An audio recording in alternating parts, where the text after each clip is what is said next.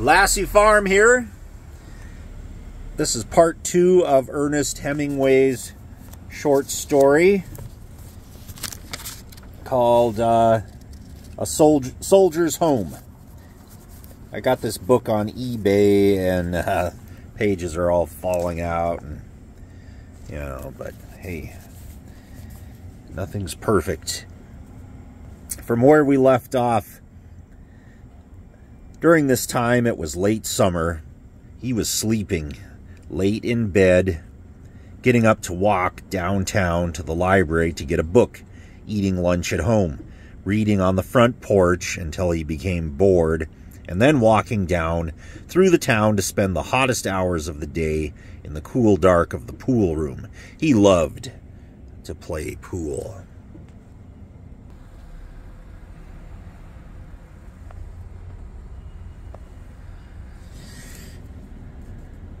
In the evening, he practiced on his clarinet, strolled downtown, read, and went to bed. He was still a hero to his 2 young sisters. His mother would have given him breakfast in bed if he had wanted it. She often came in when he was in bed and asked him to tell her about the war, but her attention always wandered. His father was non-committal.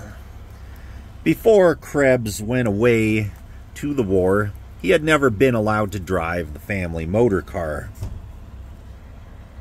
His father was in the real estate business and always wanted the car to be at his command when he required it to take clients out into the country to show them a piece of farm property.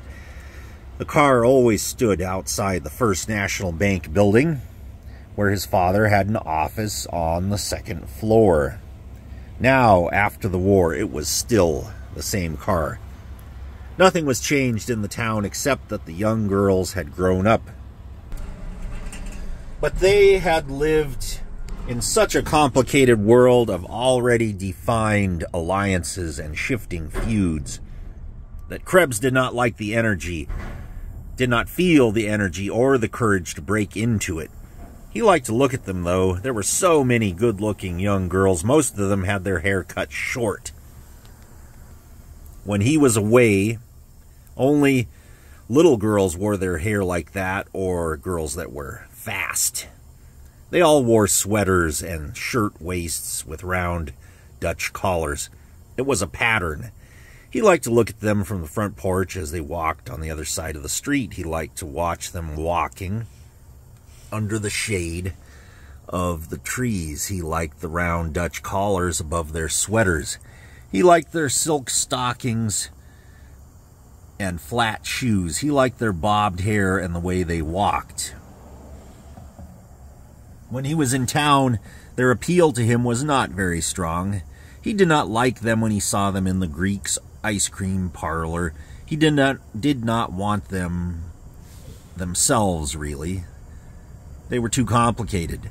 There was something else. Vaguely he wanted a girl, but he did not want to have to work to get her.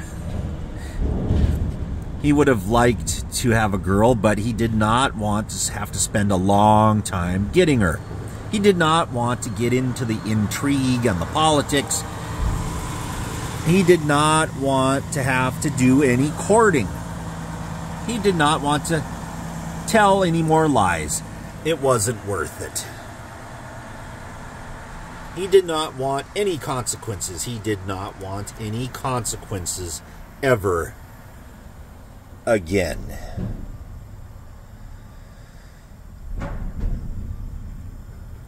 He wanted to live along without consequences.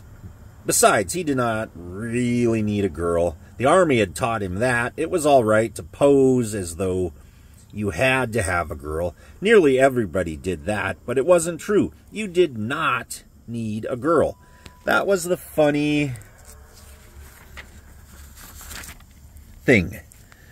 First, a fellow boasted how many girls mean nothing to him, that he never thought of them, that they could not touch him. Then a fellow boasted that he could not get along without girls, that he had to have them all the time, that he could not go to sleep without them.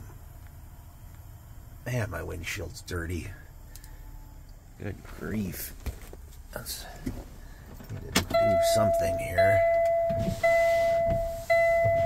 Oh, well. Okay.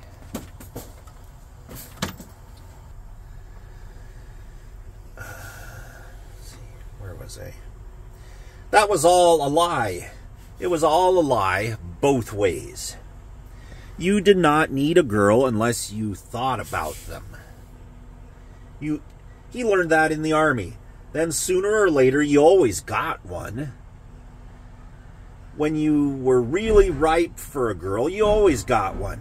You did not have to think about it. Sooner or later, it would come.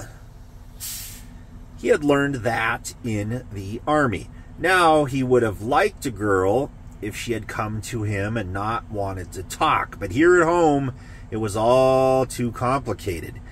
He knew he could never get through it all. Again, it was not worth the trouble. That was the thing about French girls and German girls. There was not all this talking. You couldn't talk much, and you did not need to talk. It was simple, and you were friends. He thought about France, and then he began to think about Germany. On the whole, he had liked Germany better. He did not want to leave Germany. He did not want to come home. Still, he had come home. He sat on the front porch. He liked the girls that were walking along the other side of the street. He liked the look of them much better than the French girls or the German girls. But the world they were in was not the world he was in. He would like to have one of them, but it was not worth it. They were such a nice pattern. He liked the pattern. It was exciting, but he would not go through all the talking. He did not want one badly enough. He liked to look at them all, though. It was not worth it. Not now when things were getting good again. And we will leave it there because I think it's lunchtime and I promised to eat lunch with somebody. So there.